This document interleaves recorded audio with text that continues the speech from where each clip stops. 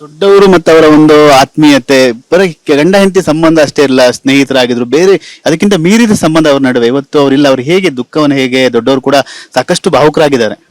ಇಲ್ಲ, ಅವರಿಗೆ ಮೊದಲನೇದಾಗ ಅವ್ರಿಗೆ ಅವರ ಪ್ರಾಣ ಪಕ್ಷಿ ಹಾರಿದಾಗ ನನ್ನ ತಂದೆ ಬಾಯಲ್ಲಿ ಮೊದಲು ಬಂದ ಶಬ್ದನೇ, ಇಲ್ಲಮ್ಮ ನಾನು ಬರೋದು ತಡ ಮಾಡಬೇಕಿತ್ತು, ಅಥವಾ ನಾನು ಬರಬಾರ್ದಿತ್ತು, ನಾನು ಬಂದಿದ್ದಕ್ಕೋಸ್ಕರನೇ ಈ ಥರ ಆಯಿತು, ನಾನು ಅವಳನ್ನು ಕಳ್ಕೊಂಬಿಟ್ಟೆ. ನಾನು ನಿಜ ಹೇಳ್ತೀನಿ, ತುಂಬ ದುಃಖಪಟ್ಟರು. ಇವತ್ತು ಬೆಳಿಗ್ಗೆ ಎದ್ದಾಗಲೂ ಅಷ್ಟೇ, ಅಮ್ಮ ಈಗಲೂ ಅವ್ರ ಬಾಡಿ ಅಷ್ಟು ಮೂವ್ ಮಾಡೋಕ್ಕಾಗದೇ ಇದ್ರು ಅವರಿಬ್ರದ್ದು ಒಂದು ಪರಿಪಾಠ ಇತ್ತು. ಸಾಯಂಕಾಲ ಆದಾಗ ಒಟ್ಟಿಗೆ ಅಮ್ಮ ವೀಲ್ ಚೇರಲ್ಲಿ ಕೂತಿರೋರು, ಅಪ್ಪ ಸೋಫಾ ಮೇಲೆ ಕೂತ್ಕೊಳ್ಳೋರು.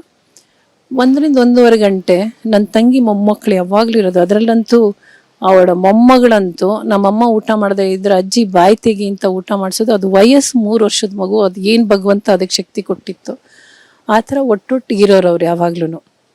ಅಮ್ಮ ಅಪ್ಪ ಮಧ್ಯಾಹ್ನ ಊಟದ ಟೈಮಲ್ಲಿ ಊಟ ಆದ ತಕ್ಷಣ ಪಕ್ಕದಲ್ಲಿರೋರು, ಸಾಯಂಕಾಲ ಊಟ ಆದಾಗಿರೋರು. ಅವ್ರ ಪಕ್ಕಕ್ಕೆ ಬಂದಾಗ ಅವ್ರಿಗೆ ಬಗ್ಗಕ್ಕಾಗ್ತಿರ್ಲಿಲ್ಲ. ಮಂಡಿಗೆ ಮುಟ್ಟಿ ಅವ್ರಿಗೆ ಎಷ್ಟು ನಮಸ್ಕಾರ ಮಾಡಿದ್ರು ಸಮಾಧಾನ ಆಗ್ತಿರ್ಲಿಲ್ಲ. ಇವತ್ತು ಬೆಳಿಗ್ಗೆ ನನ್ನ ತಂದೆ ಬಂದ್ಬಿಟ್ಟು ಅವ್ರ ಪಕ್ಕದಲ್ಲಿ ನಿಂತು ಅವ್ರ ದುಃಖ ತಡಿಲಾರ್ದೆ ಹೇಳ್ತಾ ಇದ್ರು, ನೋಡು ನಾನು ನಿನ್ನ ಪಕ್ಕಕ್ಕೆ ಬಂದು ನಿಂತಿದ್ದೀನಿ, ಎದ್ದೇಳು, ನಂಗೆ ನಮಸ್ಕಾರ ಮಾಡು ನೀನು ಅಂತ ಹೇಳ್ತಾ ಇದ್ರು. ಅಂದರೆ ಅವ್ರದ್ದು ಬರೀ ಗಂಡ ಹೆಂಡತಿ ಥರ ಇರಲಿಲ್ಲ, ಅವರು ಒಂದೊಳ್ಳೆ ಸ್ನೇಹಿತರ ಥರನೇ ಇದ್ದರು. ಇತ್ತೀಚಿನ ದಿನದಲ್ಲಿ ಎಷ್ಟೋ ದಿವಸ ನಮ್ಮ ತಂದೆ ಊಟ ಆದಮೇಲೆ ವಿಳ್ಳೆದೆಲೆನ ಒಬ್ಬ ಹೆಂಡತಿ ಗಂಡಂಗೆ ಕೊಡ್ತಿದ್ರಲ್ವ, ಅದು ಅಮ್ಮ ಮೊದಲು ಮಾಡೋರು. ಈಗ ವಿಶೇಷವಾಗಿ ಒಂದೊಂದು ದಿವಸ ಹಬ್ಬದ ದಿವಸದಲ್ಲಿ ಅಮ್ಮನಿಗೆ ನಾನು ಮಾಡಿಕೊಡ್ತೀನಿ ಅಂತ ವಿಳ್ಳೆದೆಲೆಗೆ ಸುಣ್ಣ ಹಚ್ಚಿ ಅಡಿಕೆ ಹಾಕಿ ಒಂದು ಹಿತವಾಗಿ ಕೊಡೋರು. ಅದೆಲ್ಲ ನಿಜ ಹೇಳಬೇಕು ಅಂದರೆ ಎಲ್ಲರ ಬದುಕಲ್ಲೂ ಇದು ಸಿಗಲ್ಲ. ನನ್ನ ತಾಯಿ ಎಷ್ಟು ತ್ಯಾಗ ಮಾಡಿದ್ದಕ್ಕೆ ನಿಜವಾಗಿ ಪುಣ್ಯವಂತೇನೆ.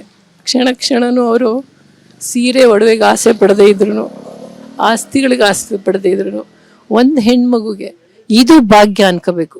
ನಮ್ಮ ಹಿಂದೂ ಸಂಸ್ಕಾರದಲ್ಲಿ ವಿಶೇಷವಾಗಿದೆ. ಆದರೆ ಇದು ಏನಕ್ಕೆ ಹೇಳ್ತಿದ್ದೀನಿ ಅಂದರೆ, ನೀವೊಂದು ಹೆಣ್ಮಕ್ಳಿಗೆ ನಾನು ಸಂದೇಶ ಹೇಳೋದೇನು ಅಂದರೆ, ನೀವು ಆಸ್ತಿ ತಗೋಬೋದು, ಅದು ನಿಮ್ಮ ಬೀರಲ್ಲಿ ಇಟ್ಕೋಬೋದು, ಏನು ಹೇಳಿ ಪೇಪರ್ಸು. ನೀವು ಒಡವೆ ತಗೋಬೋದು, ಅದು ಬೀರು ಒಳಗಿಡ್ಬೋದು. ಒಂದು ಸೀರೆ ತಗೋಬೋದು, ಒಂದು ಉಡ್ಬೋದು, ನೀವು ಅಷ್ಟೇ, ಮಿಕ್ಕಿದಷ್ಟು ಬೀರಲ್ಲೇ ಇಡ್ತೀವಿ, ಯಾವಾಗಲೂ ಒಂದೊಂದು ಸರಿ ತೆಗಿತೀವಿ. ಆದರೆ ಈ ಮನಸ್ಸಿಗಾಗೋ ಸಂತೋಷ ಇದೆಯಲ್ಲ, ಅದು ನೀವು ಯಾವ ಬೀಗ ತೆಗಿಬೇಕಾಗಿಲ್ಲ ಅಥವಾ ಭದ್ರವಾಗಿ ಇಡಬೇಕಾಗಿಲ್ಲ. ಕ್ಷಣ ಕ್ಷಣನೂ ನೀವು ಮನೆ ಒಳಗಿರಲಿ ಹೊರಗಿರಲಿ ಆ ಆನಂದ ಸಿಗುತ್ತಲ್ಲ, ಅದು ಯಾವ ಕಾರಣಕ್ಕೂ ಬೆಲೆ ಕಟ್ಟೋಕ್ಕಾಗಲ್ಲ. ದಯಮಾಡಿ ಎಲ್ಲ ಹೆಣ್ಮಕ್ಳು ಅಂಥ ಆಸ್ತಿನ ಗಳಿಸ್ಲಿ. ನಮ್ಮ ಸಮಾಜದಲ್ಲಿ ಬಂದಿರೋ ಅಂಥದ್ದೆಲ್ಲ ಹೇಳ್ಬೇಕಂದ್ರೆ ಈ ಡೈವರ್ಸ್ ಇಂಥದ್ದೆಲ್ಲ ನೋಡಿ. ಅಮ್ಮ ಅಪ್ಪ 72 ವರ್ಷದಲ್ಲಿ ನಾನು ಅವ್ರು ಜಗಳ ಆಡಿದ ದಿವಸ ನೋಡಿಲ್ಲ, ಖಂಡಿತ ನೋಡಿಲ್ಲ.